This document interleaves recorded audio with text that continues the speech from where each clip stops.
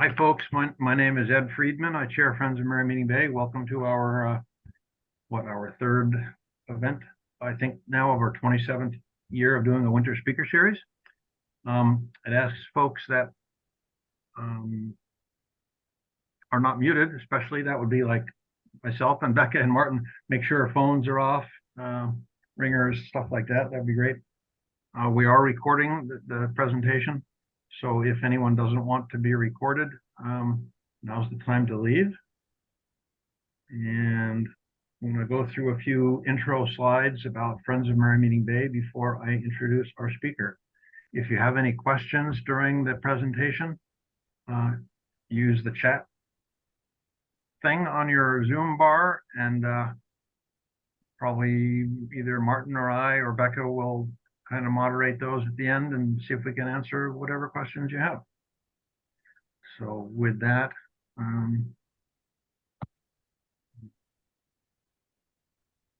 see the duck slide, everybody? Or Becca, Martin? Yes. Okay. So yeah, so we're one of the few organizations that takes a holistic look at the environment, in particular Merry Meeting Bay here at the junction of 6 rivers, but we even go broader than that, Gulf of Maine and sometimes beyond. But we utilize research, advocacy, land conservation and education, and we try and let our research, a lot of which is pretty cutting edge, inform our advocacy, which can be very hardcore at times depending on what the subject is. Just a few slides here of some illustrations, different projects that we've worked on over the years. Cage mussels down the bottom left to look at whether or not the pulp mills were still discharging dioxin after change in process. Locating PCB hotspots responsible for fish consumption advisories. Doing ongoing work with eagles. We've been surveying eagles in an area from, say, Brunswick up to Auburn, Lewiston, over to Augusta, back down to Bath for longer than anybody else, for a really long time. Keeping track of nesting success, nesting pairs, number of chicks, all that. Circulation study was very, very cool. It's on our website, and you can see some animations of how currents move around the bay, which is in large part determined by the chops, the narrows at the end of the entrance to the middle part of the bay. We do a lot of advocacy work. A lot of it's around fish passage, safe fish passage past dams in either direction. And you can see that we have some eel up there, female eel, and then the alewife there that have run into turbines as they try to out-migrate, which is just a tragedy. Do a lot of fish posting, or posting of fish consumption advisories, that yellow posters about mercury. A lot with PFAS right now, particularly on the old Naval Air Station in Brunswick. And active education program in schools and twice a year at a Bay Day outside. Becca joined us at our fall Bay Day, our first outdoor Bay Day since the start of the pandemic, which was great. This past end of September. So that's good, and we need to get folks thinking about this when they're young. And we've protected now over 1,500 acres of land, focus being on wildlife habitat, valuable wildlife habitat, as opposed to trails and such. So a lot of it's sort of wetland or adjacent to wetland. If you want to tell people about the program, as I say, we're recording tonight.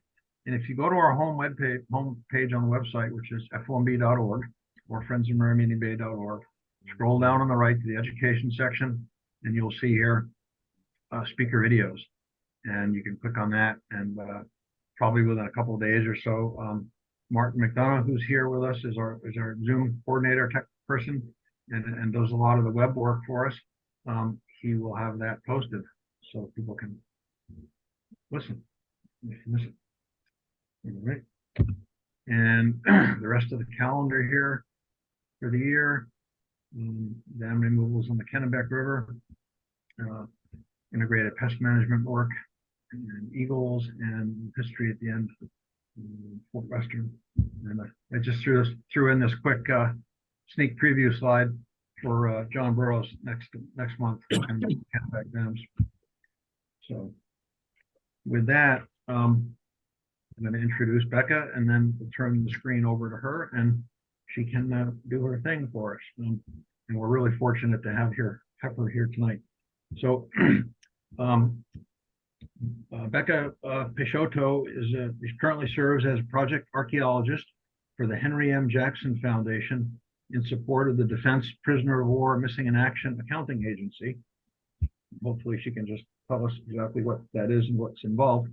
Her graduate work focused on historical archaeology and resistance landscapes of the Great Dismal Swamp in Virginia and North Carolina.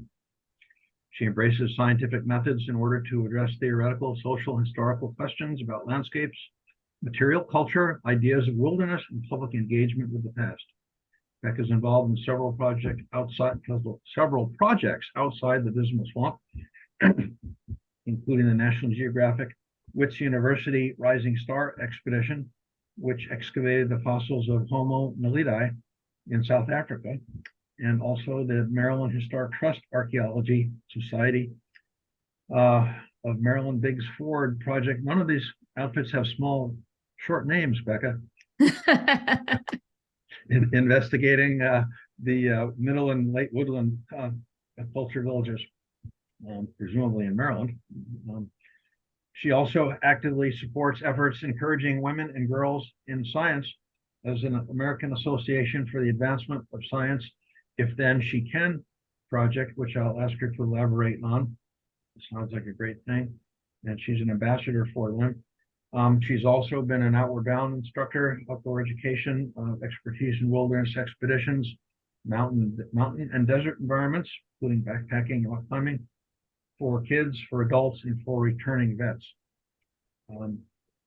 Becca holds a bachelor's BA from University of Alabama in Huntsville in Slavic Area Studies and Mathematics, master's from University of Amsterdam, well, in Discourse and Argumentation, and from American University, another master's, this one in Public Anthropology with an archaeology specialization, which is also the area of her PhD studies, also at American U. So with that, I'm going to stop sharing my screen and let Becca take over. And I think we're in for a real treat. I really feel very fortunate that we have you here tonight, Becca. I thank you very much for consenting to do this. Thank you. Thanks very much. It was a little awkward for me to listen to those introductions, but I really appreciate it. So just give me a second. I'm going to try to do something fancy here and sharing my screen. It worked earlier. We'll see if it works again. Let's see. So perhaps you can see one slide on your screen and I can still see my notes. Is that accurate? We do see the big slide of you, yourself, and I, or you, yourself, or whatever. Me and myself there. Yeah, terrific. Thank you. So I'm really feel privileged to be able to be invited to this to speak tonight, because so much of what Friends of Merry Meeting Bay does is so wonderfully place-based and so wonderfully Maine-oriented. And apart from saying that I currently live in Yarmouth, I am not going to talk about Maine at all, because that's not where either of these archaeology sites are located. So we're taking one of those opportunities that was just mentioned to go a little bit further afield from Merry Meeting Bay and think about a site in Virginia and North Carolina, and then one in South Africa. So it was mentioned that that first of all, every organization I'm involved with has a whole lot of words in their name, which really eats up your word count when you're writing abstracts or you're writing articles. Like half of it is just saying where you're working. But I am with the AAAS and the If Then program. That's me there standing next to my orange statue self at the Smithsonian. We are about 120 women in science, all different fields of science, everything from medicine and neuroscience and astrobiology and archaeology and paleontology and geology and every other ology you can think of, from all across the country, who have dedicated part of our time to helping girls and not girls see that there is room and space in science, all different sciences, for women and girls. And we were lucky to be featured in a statue exhibition at the Smithsonian in Washington, D.C. as part of a Women's History Month event a couple of years ago. So there's 120 of these bright orange statues of us floating around the country. Mine is currently in Seattle, Washington. Not quite sure how it landed there, but that's where it is, at a science center there, along with several of my colleagues, in an exhibit about the importance of having diverse ideas in science. So pretty excited about that. So as I think you already know, we're going to be talking about two really different places, and those are images there on the screen of those two places. I put in the chat just before the talk 4 different links of sort of general audience articles or videos about each of these two projects. If you're interested in reading more, if you can't see it in the chat now, we can always copy and paste it and put it in there again later if you're interested. So there's going to be a kind of strong focus on maps, at least for the beginning of this, because I love maps. So a little bit of orientation. Obviously, I'm here in Yarmouth. You are wherever you might be, presumably in Maine. The Great Dismal Swamp is located just south of Norfolk, Virginia. And the Rising Star Cave is located just outside of Johannesburg, South Africa, in a UNESCO World Heritage Site known as the Cradle of Humankind. Maps are pretty powerful things, in my opinion, and depending on the projection, they can make land masses seem bigger or smaller than they are. They can help us know where we are and where we're going. They have wonderful edges to fall off of. They tell us about places we haven't been yet. And they can lull us into thinking that if something isn't on the map, it doesn't exist. You might think of stories of people following their GPS driving directions right into a pond that, quote unquote, wasn't on the map. I tend to read maps like they're books. Sometimes they're fiction, sometimes they're fantasy, sometimes it's nonfiction, and mostly maps are commentary. And I'm telling you all of this because both of these archaeology sites, the Dismal Swamp and the Rising Star Cave, have to do with maps and how we, modern 21st century humans perceive the world around us versus how people in the past might have perceived the worlds they inhabited. So, as was alluded in my in the introduction by my bio there, I took a bit of a circuitous route to archaeology. After I realized I couldn't just run away and join the Muppets, I wanted to be an astronaut, and I worked toward that through much of my undergraduate education. Things took a bit of a turn, roundabout organic chemistry and electrical circuits, and eventually I graduated with a different degree and worked for many years as an outdoor educator with Outward Bound out in California and other similar organizations elsewhere. At some point, I decided I should probably be prepared for when lugging big packs around in the wilderness wasn't going to be the best thing for my body. And I decided to go back to school in DC to explore anthropology. I took an archaeology course my first semester back in school, and it was like a light bulb went on. There was a field where I could combine all of my interests: science, history, outdoors, people, education, learning about stories that either we've forgotten as humanity or that we didn't know existed. So I got my start in archaeology there in the DMV, the Virginia, Maryland District of Columbia region, volunteering with places like the Alexandria Archaeology Museum, with the state archaeology societies of Maryland and Virginia, and so forth. I think everyone on the call is aware, but sometimes it needs to be reminded. Archaeologists don't do dinosaurs. Dinosaur people are awesome, but please don't ask me any dinosaur questions because I won't be able to answer them. So we're going to start sort of the closest place to us, and we'll work our way over to South Africa. This is where the Great Dismal Swamp is. Just as I said, south of Norfolk, Virginia, about 4.5 hours south of Washington, D.C. It straddles the border between Virginia and North Carolina, which I think you might be able to see on that map is a really straight line. That's important to the story in a little bit. The swamp now is preserved as a national wildlife refuge that was established in 1974. And what we have left of the swamp is about 190 square miles of wooded wetland that is cut through in various places with canals that date from the 1700s all the way up until the sort of late 1960s, early 1970s, so different dates for the canals. There's in the last several years, there's been quite an active Dismal Swamp stakeholders collaborative that includes land managers, scholars, Indigenous people, descendants of the African and African American communities, the enslaved and free people who lived in the swamp. There's been a recent effort toward gaining national heritage status for the swamp. There we go. So the Dismal Swamp was less a continuous swamp than it is a mosaic of plant communities and this sort of patchy network of low areas with varying water levels. We have enough soggy wetland areas around Maine that I think you all probably have a good picture of what this kind of a wooded wetland is like.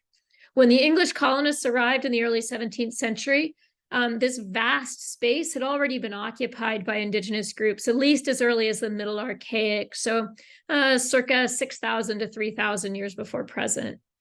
There are Paleo-Indian sites scattered throughout the Tidewater region, but we expect that any such sites within the bounds of the modern refuge, would be submerged under peat that had not yet begun to form in that Paleo-Indian Middle Archaic, that Paleo-Indian period.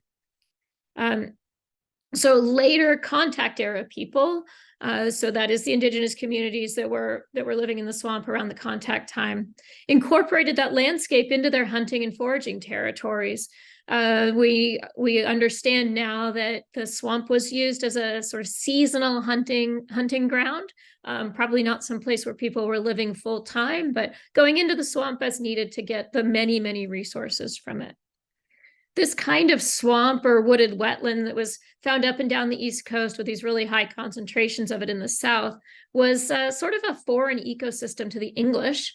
The similar kinds of topography and landscapes in England having long since been cleared by the early 17th century, sort of reclaimed by the early 17th century. The consternation that these thick, dark, untamable deserts caused the colonial elite, that's hard to say, worked in favor of those who were less enamored of the colonial and capitalist project. So to put it really bluntly, the so-called elite and the white colonialists, colonists who came over into the Tidewater region looked at the swamp and said, no, thank you. And so the people of color, the Indigenous people, the enslaved Africans who were trying to not be enslaved anymore, and even the disenfranchised people like the indentured servants all looked at the swamp and said, well, if you're not going to go there, we will.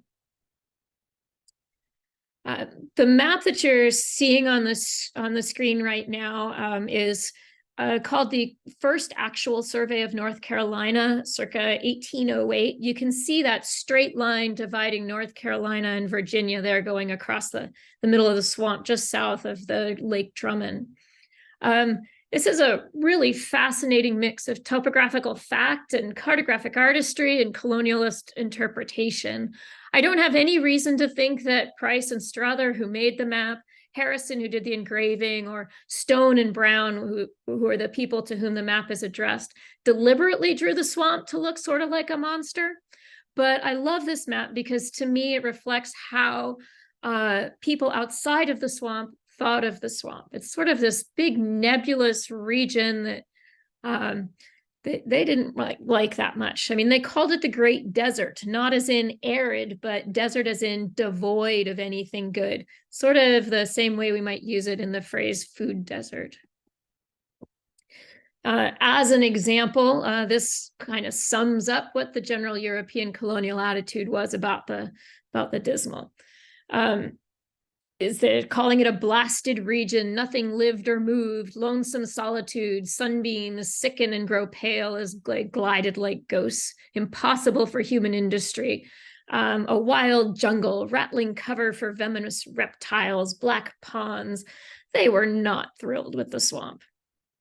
But Native Americans, disillusioned indentured Europeans, and enslaved Africans move toward this so-called wilderness, away from the kinds of violence that was inherent in the colonial system. And they developed communities within the swamp, largely subsistence-based, and particularly for the enslaved Africans who became maroons in the swamp, it became a place where they could seek some semblance of freedom on this geographically and economically and socially marginalized space. There were enslaved Africans who were forced to work in the swamp, largely digging canals and collecting cedar for shingles.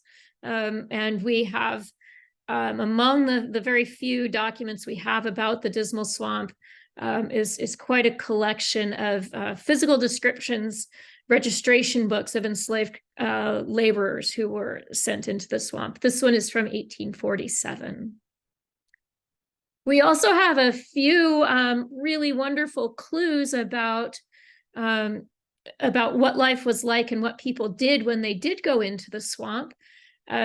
This one that's on the screen here is about a, quote, Negro man run away from his master and lived by himself in the desert, or the swamp, for about 13 years and came out 2 years ago. He raised rice and other grains and made chairs and tables and musical instruments.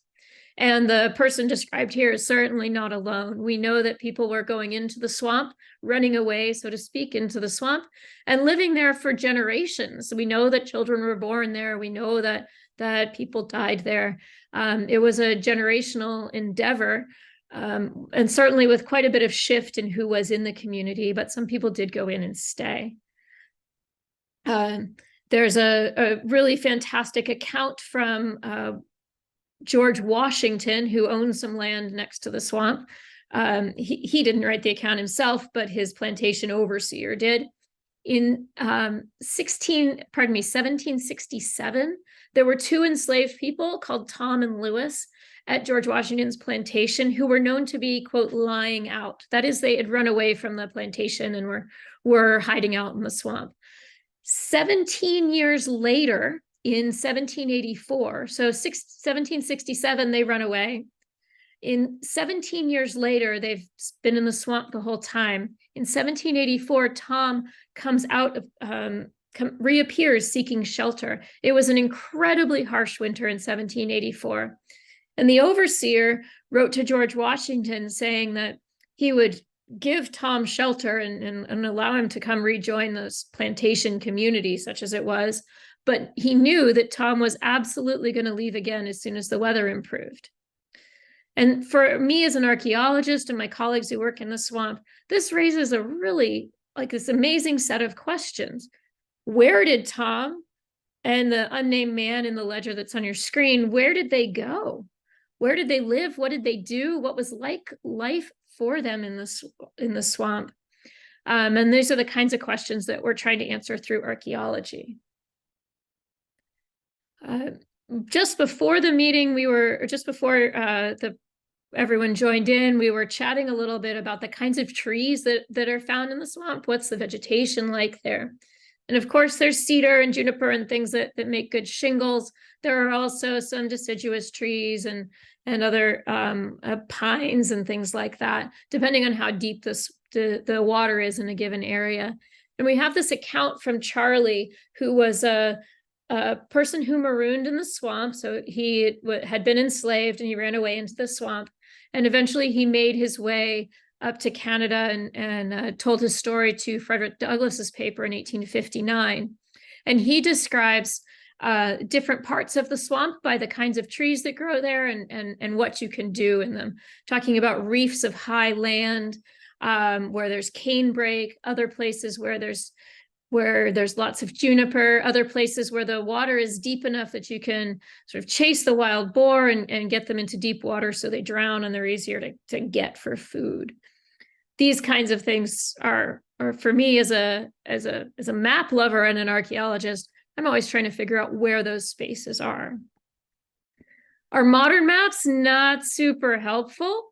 You can see this map here offers us limited to topographic or historical detail. This is a USGS 7.5 minute quad, kind of thing that if you got for the state of Maine would give you all kinds of great information about the mountain you were trying to climb, for example. Here, it just like swamp, that's all you need to know, which in fact is not all we need to know.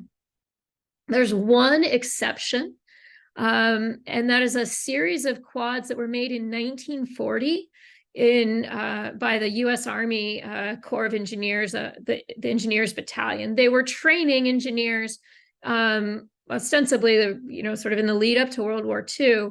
They were training engineers to make maps, and they brought them to the swamp and said, go map this stuff.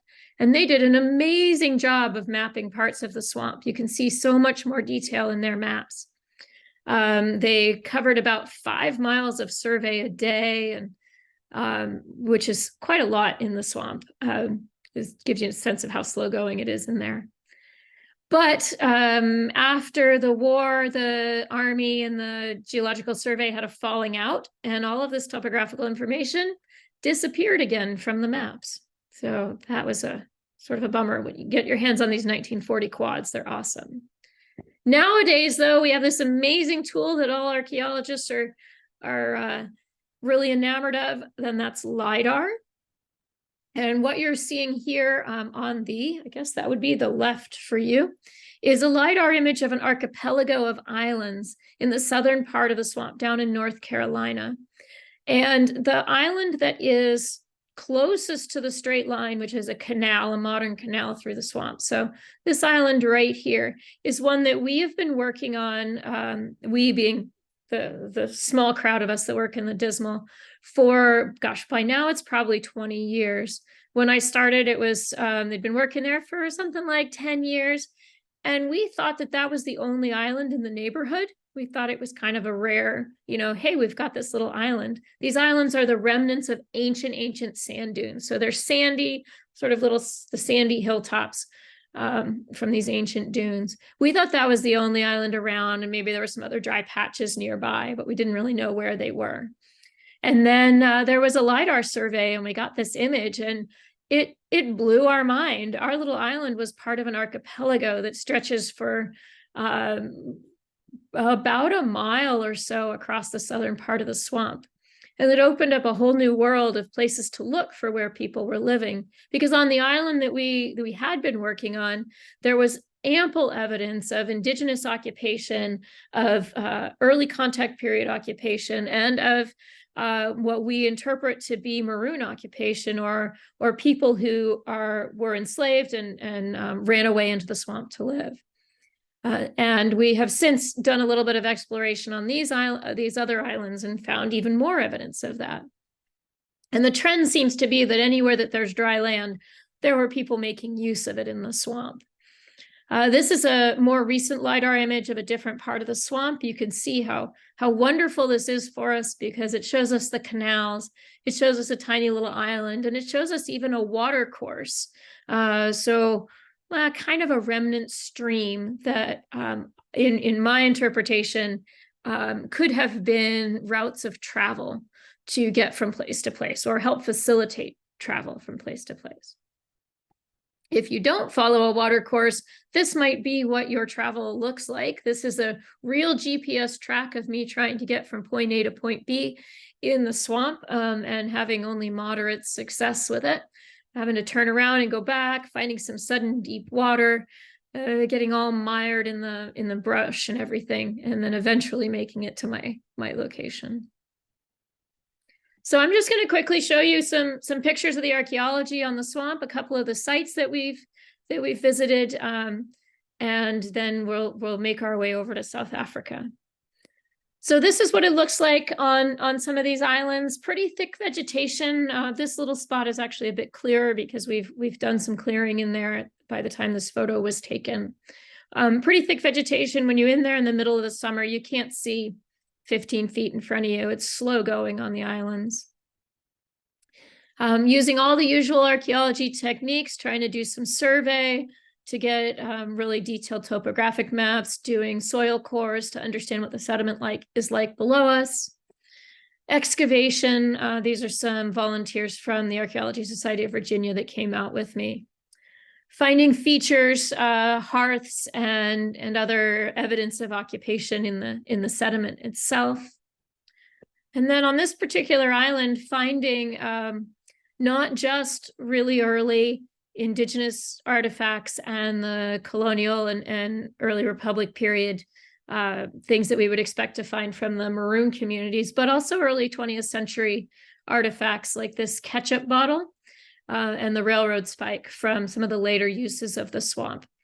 And just as an aside, if you like to be grossed out, read about what was in ketchup in the early 20th century.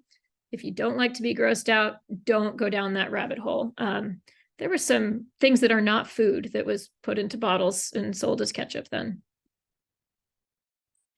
We find nails, we find glass, we find repurposed projectile points and repurposed stone tools.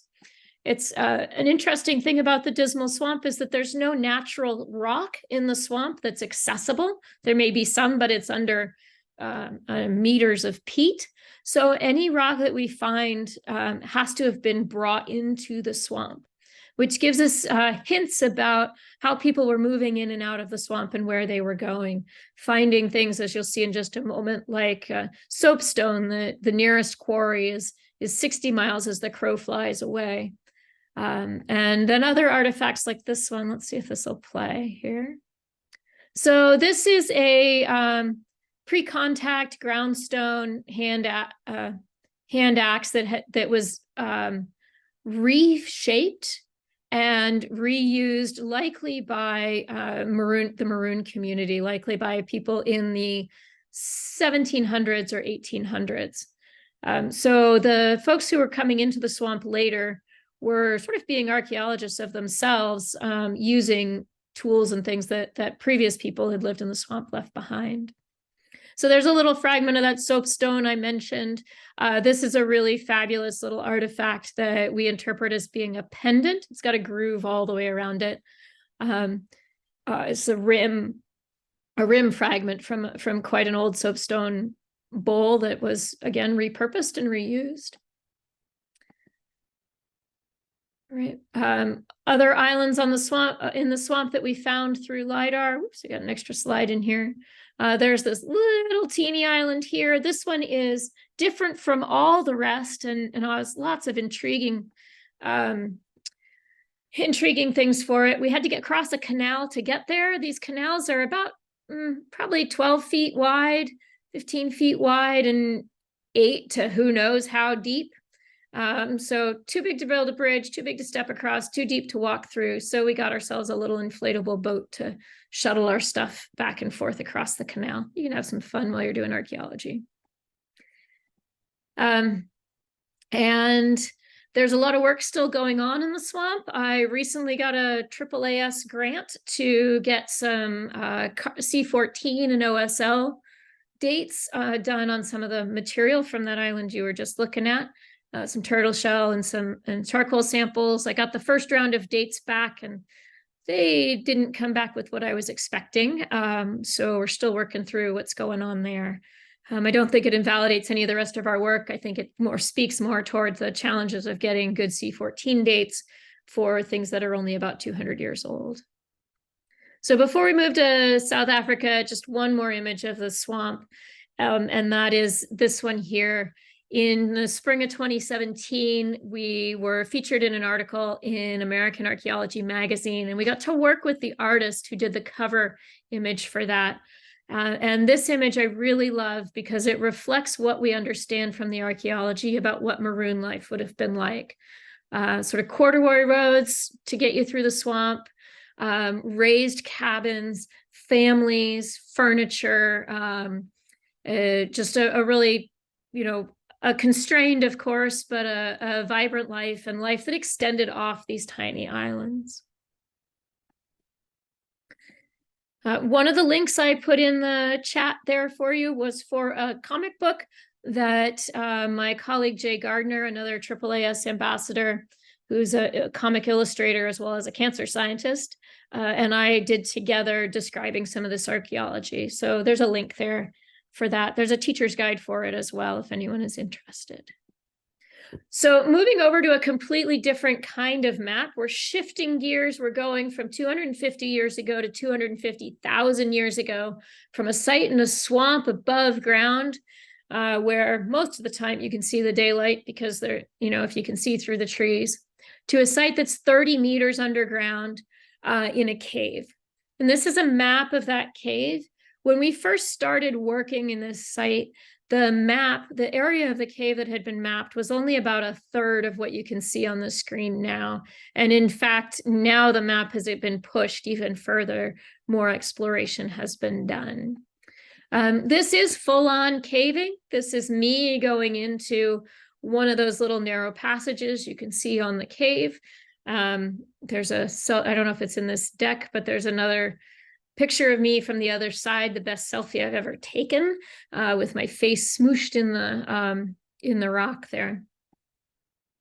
This site is in the cradle of humankind. That's me excavating, laying down on a horizontal ladder above an excavation area. It's in the cradle of humankind. It's an area that is known for its preservation of hominin fossils, that is, fossils of ancient human relatives. Everything from 3 million or more years ago up to Homo naledi at 250,000 years, and of course, more modern human history as well. And the reason that there's so we find so many fossils there is as much an accident of geology as it is a fact of where these ancient humans were living. The geology there is really, really well suited toward preserving bone. So in 2013, there was a call that was put out on Facebook back when Facebook was a legitimate place to be looking for academic stuff. A professor in South Africa put out a call saying he was looking for archaeologists with climbing and caving experience who could come and help do this thing in a cave. And as was mentioned earlier, I had previously had a career as an outdoor educator, doing climbing and caving and mountaineering and all that stuff. And now I was an archaeologist at that point. So I raised my hand and by some good stroke of luck, I got selected. We went, the team of us went into this cave expecting to find a handful of bones from some hominin species that already was known. We didn't think it was going to be anything too interesting, just a couple weeks of fun in South Africa. It turned out we didn't find a few bones. We found, I think at this point, we're over 2,000 individual fossil elements representing close to 20, I think, individuals ranging in age from neonates, so teeny tiny babies, all the way up to older adults, whatever that means in the life cycle of Homo naledi. And not only did we find a whole bunch of bones, with some really great preservation, but they turned out to belong to a species that we hadn't met yet. So they weren't a Homo erectus, they weren't a Homo habilis or any of those others that are pretty famous at this point, but they were a new species that ended up being called Homo naledi. And you can see an artist's reconstruction of him there, looking a bit serious. You can tell that he's related to us, upright walker, forward-facing eyes, all of that, but you can also tell that he's not quite human, but he's one of our cousins, one of our distant ancient cousins. So I already mentioned that the cradle of humankind is full of caves and full of sites that produce hominin fossils, and ours, Rising Star, is sort of right there in the middle of that cluster on the bottom left of the map. This video here is a little bit of a part of the commute into the cave. This is my colleague Matabella moving through an area we call the Superman crawl. There's no sound on this because the Superman crawl tends to elicit lots of inappropriate grumbling from people as you particularly pull yourself over that last rock in there. You can see Matabella's having a good time, but making some funny faces on it. That's a necessary journey to get through that. It is also one of the easier spots to go through in the journey back into where the hominin fossils are. Here's another map for you. This one is a really simplified version of what the cave looks like, going from our entrance here by the tree down through an area that gets progressively steeper and narrower. Through that narrow Superman crawl there, that's that tiny little horizontal piece. Up another spot called the Dragon's Back, or that we call the Dragon's Back, which is a narrow, a kind of knife edge of rock that goes up about 20 meters. Through a couple other little scrambles, and then down an area we call the chute, which is a 12-meter drop that becomes, at its narrowest point, it's about 18 centimeters wide. So that's about an inch longer than a dollar bill. And then finally, it opens up into what we call the Dinaledi Chamber, which is a slightly larger area that is just dense with these fossils. So over the next several slides, I'll show you pictures of us excavating. That is myself and this one here, and my colleague Marina, excavating in one of the central areas in one of the early years of this project. And you may just be able to see in the slide there the white edges of a cranium, part of a skull that we were excavating. There we go. And here are some of my other colleagues doing some excavations. You can see Kaniloe there in the middle, using a toothpick and a paintbrush and so forth to move this sediment away, sort of one grain at a time around these fossils. It's very, very delicate work. These are not fossils like you think of. I mentioned dinosaurs earlier, not like you think of dinosaur fossils that are embedded in hard rock. Rather, these are sitting in sediment. So on the top of this side, you can see the view across the landscape at Rising Star. Few scattered trees. It's a dolomitic landscape. There's not really any surface water. Any surface water goes down through fissures and into aquifers below. So there's not really much in the way of streams in this area. But if you looked underground, it would look like Swiss cheese. Plenty of caves. And then you can see some images on the bottom. On the left there. Well, let's start on the right because that one's easier. On the right, you can see what is a hand with the fingers curled and the thumb sticking out. So I think you can still see. It looks like this. This was a pretty exciting thing to excavate. We found one of the metacarpals and then just started expanding from there. And it turned out to be an articulated hand with just two bones missing. The distal part of the thumb was set off by a couple of centimeters. And then the pisiform, which is a teeny little bone in the wrist, as far as I know, we haven't recovered yet. There's a mandible. You can see the Homo naledi teeth. They look an awful lot like ours. And you can see they've even got some little dental caries there, some little cavities. And then on the left, there are some longer bones in there that are slightly curved. And if you're thinking those are ribs, so do we. That turns out to be the better part of a torso of a Homo naledi individual. So ribs and some vertebra. And then there's an upper limb or something that's sort of curled up in there as well. I already mentioned the toothpicks and paintbrushes. My favorite excavation tool in that cave, and works above ground too, is a porcupine quill. Conveniently, there are porcupines that live near the entrance to the cave, and they occasionally drop their quills. They're sharp on one end, pointy on one end, but not so hard that they damage the bone when you're excavating nearby.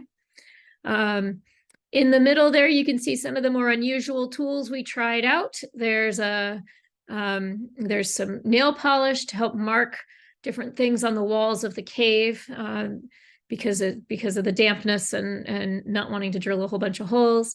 There's a hair dryer because at one point we tried to encase some of the fossils in plaster, but it's 98% humidity down there, so plaster doesn't dry that well. We tried the hair dryer. And then there's leg wax.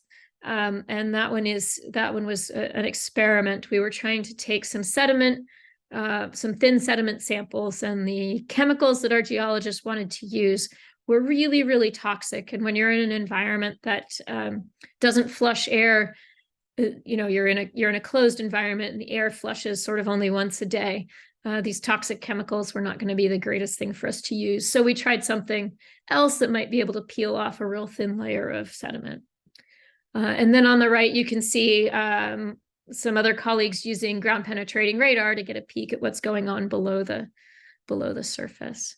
This was a really exciting project to be a part of, to be able to work in such a great team, of course, to be in South Africa and adventuring underground. This is the sort of cleaned skull after it's come out of the ground and been studied and reconstructed of one of the Homo naledi's. There are a few bones missing. Their eye sockets weren't really that large. There's some cheekbones missing on the skull as it's presented here. There's that hand again that you just saw a few slides ago while it was still in the ground. Similarly, a foot. We've got loads and loads of bones, and they're helping us really understand quite a lot about Homo naledi and what this ancient cousin of ours was up to, and what was going on Earth 250,000 years ago. Here you can see some of the other colleagues who are doing different bits of research on the bones. We were lucky to be able to bring the bones over to some of the fossils over to the US a couple of years ago in 2019 and 2020 to the Perot Museum of Nature and Science in Dallas, Texas, where I curated an exhibit about Homo naledi and another hominin species from the same region called Australopithecus sediba. I'm just going to end here with one more video of us moving some fossils through the cave. In white there, that's my colleague Marina. There's some of our other colleagues are in different colors. You'll see me in blue in a minute. That's my colleague Dirk. We're moving, this is one of those plaster bits we tried to get the plaster to dry on. This weighs about 25 kilos. And is super fragile because that plaster is not fully set. We're trying to bring it down the dragon's back here on a little zip line. This video is speeded up. This took us about 2.5 hours to move this plaster encased fossil. And there we are getting ready to take it through the Superman crawl. It's hard enough to get yourself through the Superman crawl, much less pushing something that can't push itself. We'll sped up again there. And there we go, bringing it out toward the surface. So as you can see from this video, all of this kind of stuff, whether it's in the Dismal Swamp or in the Rising Star Cave or really anywhere else, all of this science is a team sport. And it's a real privilege to be able to be a part of these teams. So just as I shift over to being able to take some questions, the couple of thoughts to leave you with is, instead of us asking our kids and the young people around us, what do you want to be when you grow up? I suggest that we go change the slide. Come on. Oh, it's stuck. There we go. I suggest that we ask them instead, what are you curious about?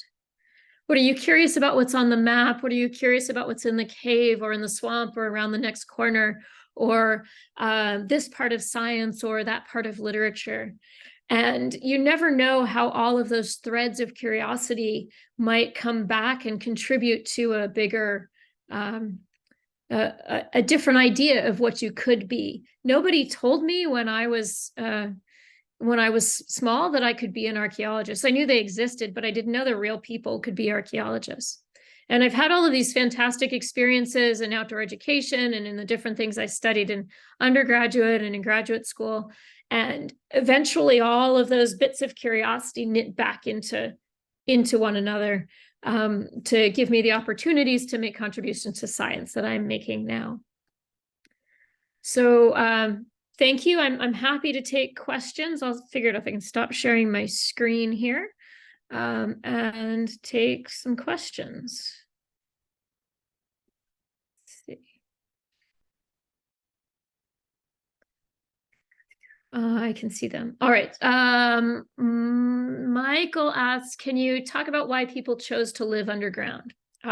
Yes. Thank you for pointing out that I didn't actually say what the fossils were doing underground. That's important for everyone to understand. We do not think that Homo naledi was living underground. We don't have any evidence to suggest they were living there.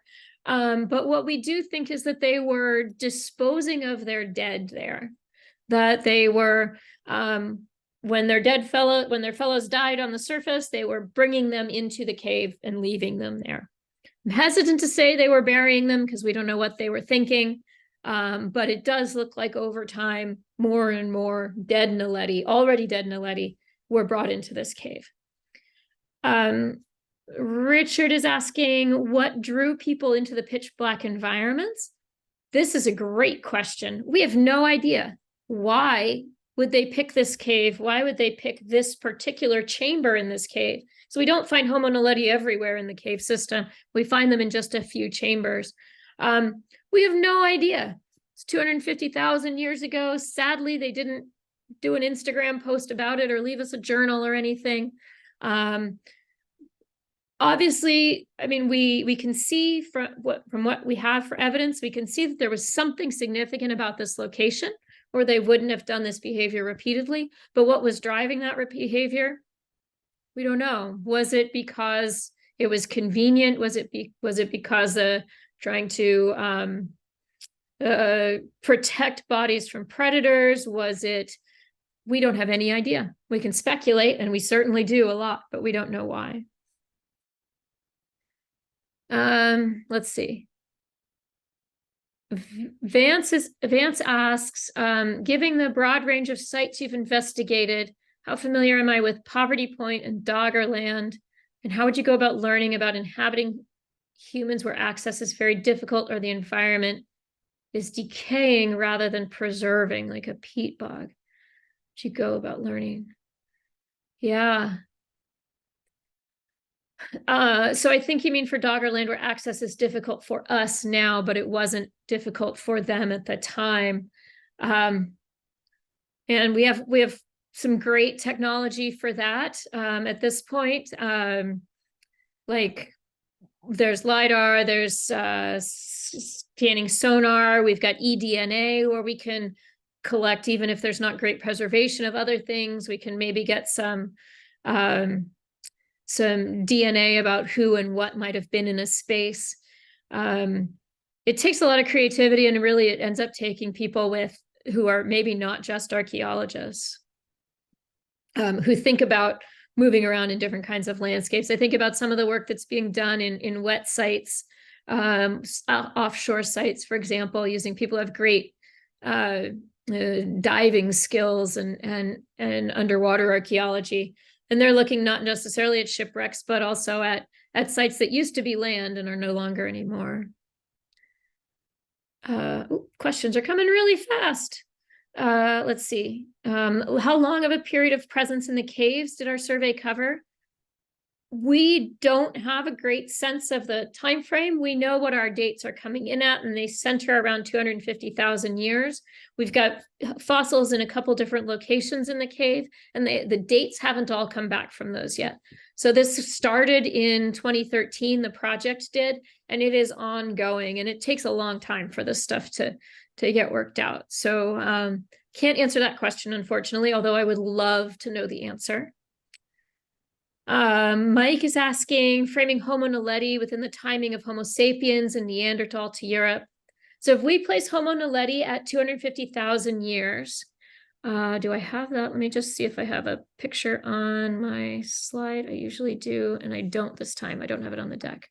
If you put Homo naledi at 250,000 years, you've got the earliest Homo sapiens already wandering around on the planet at a different time.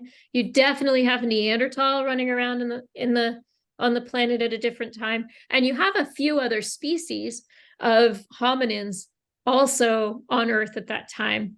Some of my colleagues describe this period as being a little bit like Middle Earth, like from the Hobbit books, Tolkien, where you've got lots of things that look sort of human all on the planet in different places.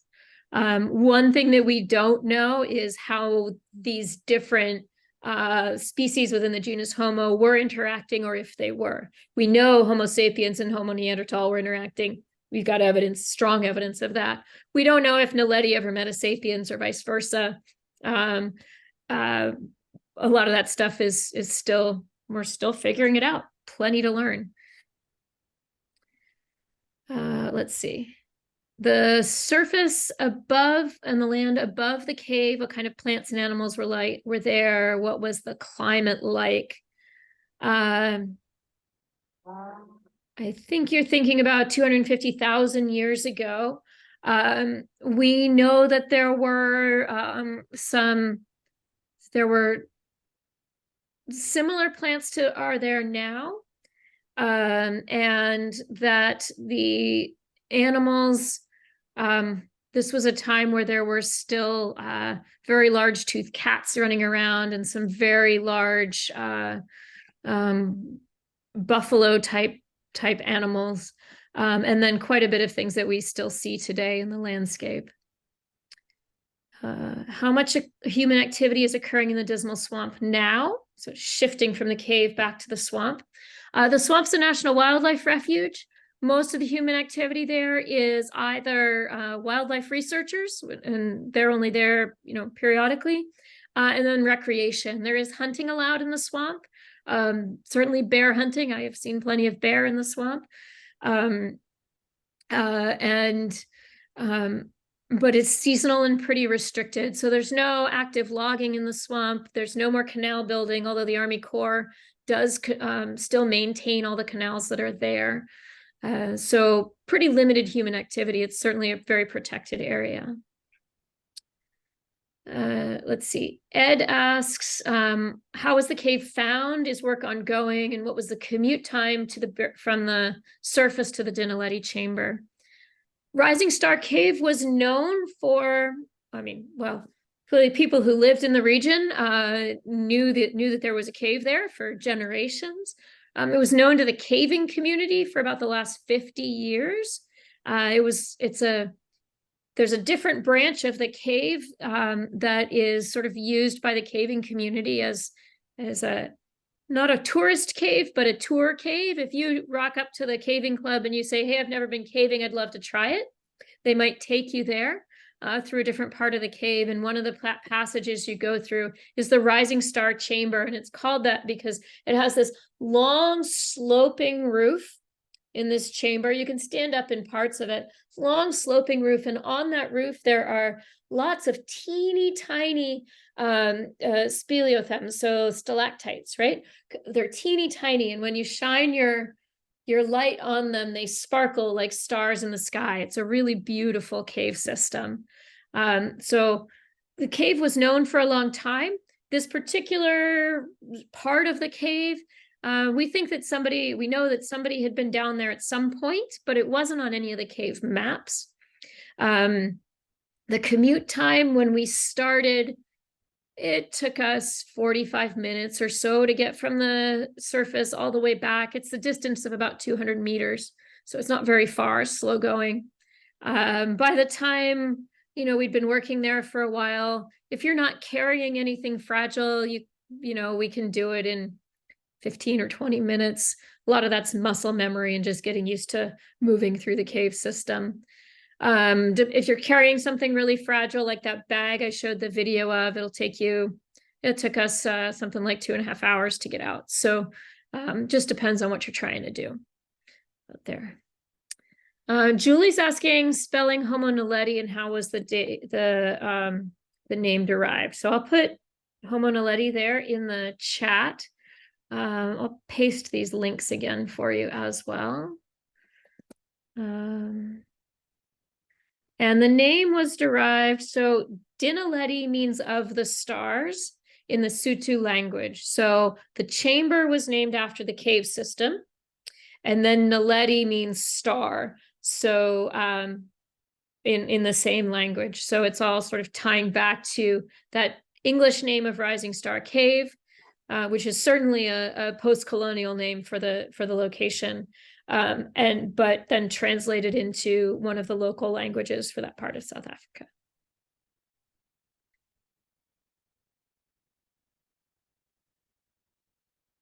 Yeah. So do the canals in the swamp have a regular layout and grid, or what's going on there? No, not so much. There are a few canals that look like they're straight lines. The first canal was dug kind of at an angle from the northwest rather, down into the lake in the middle of the swamp. And then others are really going from sort of population centers for the early canals down in towards the middle of the swamp to, again, gain access to where the good wood was for shingles. Then later on in the sort of industrial logging period, early 20th century, there were more canals dug. Those are slightly more on a grid. Again, same reason, to try to build some roads, build some access to where the wood that they wanted to collect was. But it made sense to somebody, but now it doesn't look like it makes that much sense. There's just sort of canals going in different places. We make use of them when we can, because the roads next to the canals are passable sometimes by vehicles, and certainly they're a lot easier walking if you're trying to go where the canal is taking you. I'm going to ask you my other question because I can ask quicker than type. Sure. In the swamp, based on that illustration that you had at the end of that section of the talk, there appeared to be some communities as opposed to more solitary people or couples or things. And I wasn't sure what you found that from the presentation, what you found that led you to that sort of realization. Sure. And how many people do you think were in these groups? Yeah. So we suspect that there were different size groups of people in different places on the swamp. These islands are not all the same size. The largest one is about 40 acres. The one that I was working on was in Virginia, was significantly less than an acre. So depending on the size of the island, how many people it could support, and what other islands are nearby. If we think about the larger island, where we really get a sense of there being community there, we see in the soil, when we excavate, we see the footprints of multiple structures. We see what looks like it could be a palisade or a defensive structure, and evidence for defensive kind of activities around that area. We see evidence of gardens, of deliberate growing of things. And we have these accounts, these sort of ephemeral accounts of people staying in the swamp for a long time, people coming out with their children, people having grown up in the swamp, and things like that. As far as a total number, that's really hard to pin down. These are the folks that we're most interested in, the maroon communities in the swamp, or trying to stay off the grid. They weren't written about in their own lifetimes. They certainly weren't, most of them were not writing their own stories. So we just have to infer from some of the runaway slave ads and things like that, how many people, but certainly talking about thousands of people living in the swamp over the course of the time that the Maroons were active there. Great, thank you. Yeah. Julie's saying, doesn't the inland waterway go through the swamp? Yes, it sure does. It's on the eastern edge of the swamp, the far eastern side of the swamp. It forms the current boundary, the eastern boundary of the swamp. There's sort of a dog leg there at the Virginia-North Carolina border. And that canal was excavated partly to provide that inland passage early on for moving goods up and down the East Coast, also to help drain the agricultural land to the east of it. So everything that's east of the canal there, the inland waterway, had once been part of the Dismal Swamp, had once been gooey, swampy, gross territory. It was drained to make agricultural land. Geology question there. Yeah, the geological events in the Dismal Swamp that led to its present state. If we go back more than 6,000 years ago, it was the edge of the sort of the edge of the ocean, there were dunes, sand dunes there, large sand dunes, that gradually over time, the rivers that the water passages that went through the sand dunes gradually filled in with peat, and that process just took thousands of years to sort of fill up and raise the whole land table around these dunes. And what we're left with are the very tops of the dunes. So there weren't any great geological events. It's just sort of the natural process of peat building up. To the west of the swamp, the western boundary of the swamp, is the Suffolk Scarp, which is a significant topographical shift from the lowlands where the swamp is up this 40 or 60-foot scarp up there. So there's quite a bit of slope from the scarp down to the ocean. You can just you can imagine the kinds of rivers and creeks and whatnot that would have run off the scarp out towards the ocean. Elaborate. So I'm going to stick to the swamp question, then I'll go back up to the DPAA question. The next question was that, were there attempts by white settlers or colonists to go into the swamp and recapture runaway slaves or attempt to disrupt the settlements? There were slave catchers, I guess a terrible phrase, but that's what they were called at the time, who tried to go in to recapture the runaways. They met with pretty scant success, I would say. We do have a few accounts that very brief clip from Charlie that I showed on the screen. He also describes that when the slave hunters came into the swamp, sort of everybody scattered off away from the settlements and knew where to hide. It was pretty rough territory to be in if you didn't know your way around. And if you did know your way around, there was a good place to not be found, that the area was so vast that you could hide, for quite a long time out there and not be found. Not to say that some people were recaptured, and it was a real fear for the communities in the swamp. They didn't leave the swamp very often, if at all.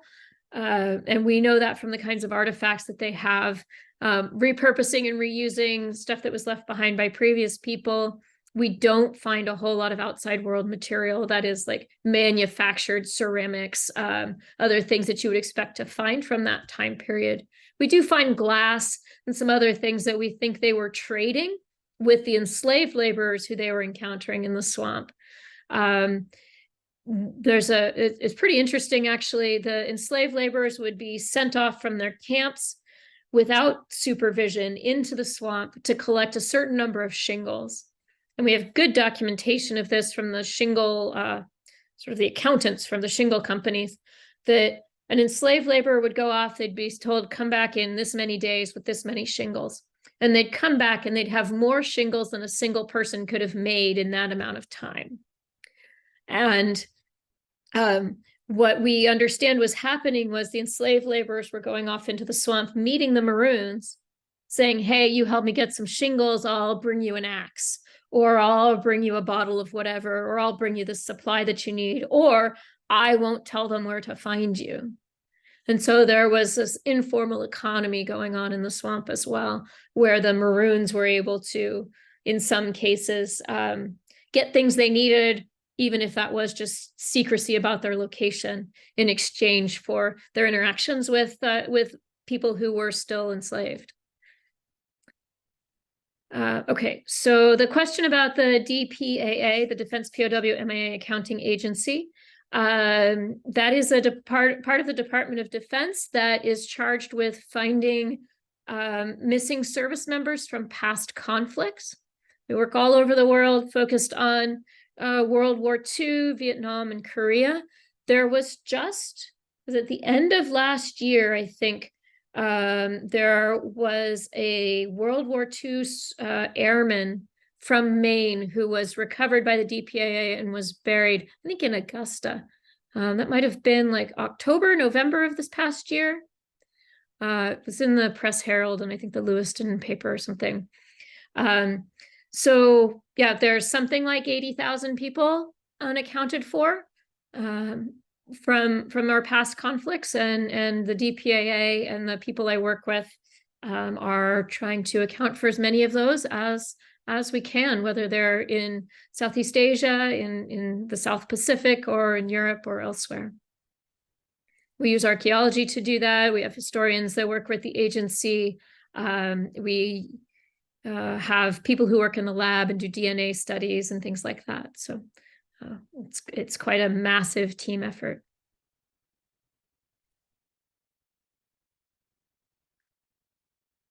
Yes. Took a walk into the Dismal Swamp. Cool, you've been there. Fleeing a vast cloud of mosquitoes that descended upon you. How did they deal with that type of plague of biting insects? Yeah, there are these mosquitoes are one thing. There are ticks. There are snakes and bears, and like everything there wants to eat you or poke you or scratch you or make you itch. And in June, end of May and June, there are these yellow striped biting flies that give you welts. They are awful. In fact, they're so bad that during the Revolutionary War, there was a unit of British soldiers that took a shortcut towards Suffolk, Virginia, and they took a shortcut through part of the swamp. And it had to have been May or June, because when they came out the other side in Suffolk, the people who were living in Suffolk thought that this invading force had smallpox because they were so badly bitten. And smallpox was a thing at that time. People legitimately had smallpox. These guys didn't have smallpox. They'd just been eaten alive by the Dismal Swamp. So how did the people that were living in the swamp deal with that? Well, in my mind, I imagine there was a lot of swearing, but the using mud and using some of the native plants that are good insecticides and insect repellents and things like that. It's important to remember that the people who lived in the swamp weren't like you or I walking in there and trying to figure it out. They already had lots of knowledge about how to operate in that kind of an environment. So many plantations in the South abut different kinds of swamps.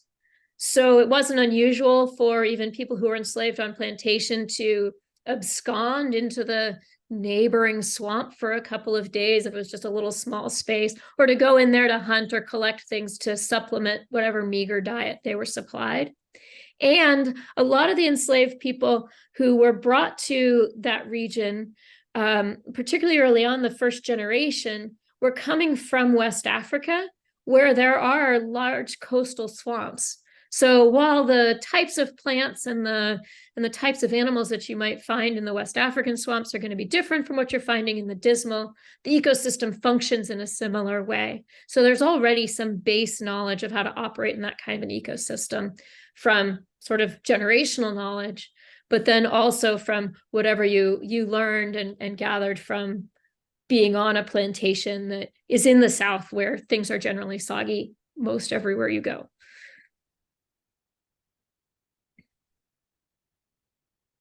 I think we're good. Huh? Any more questions? Let's wrap it up. All right. Thank you so much for letting me talk about some things that don't have anything to do with Merry Meeting Bay or Maine. No, it's all Really connected. appreciate it. It's all connected. It's all connected. We connect to the rising star. Yes. So, thank you so much for being here and doing this. I really appreciate it. And thank you for all the great questions. I appreciate it. Yeah. And so, yeah, folks, hopefully we'll have this available on our website within a couple of days or so. And if you want to refer people to it, that's great. And we'll see you next month, hopefully, and hear about this current state of dam removals on the Kennebec River from John Burroughs of the Atlantic Salmon Federation. So thank you, Becca. Great. Thank you. Thank you, Martin.